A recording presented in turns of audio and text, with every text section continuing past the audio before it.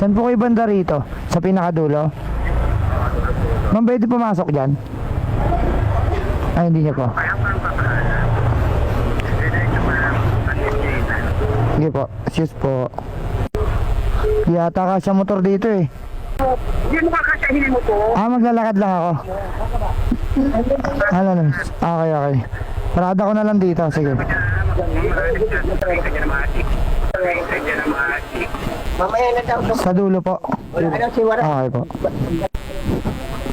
Sa dulo pa po ba? Sa pinakadulo po? Hello po?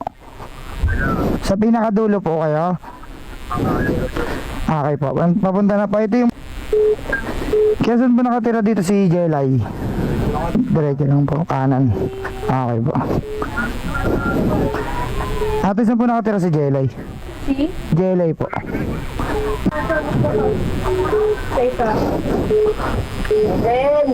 Kayo po yan? Tawagan ko na lang, boss. Tawagan ko lang din. Opo, sabi ko sa kanya, i-ano na lang i-send na lang. Ma'am, baligan to, ma'am. Awa ko na yung cellphone Nakita na po kami nung nagbebenta. Okay naman po siya. Ganito na lang gawin natin, ma'am. Para po maging fair din sa akin. Bali, dadalhin ko yung cellphone tapos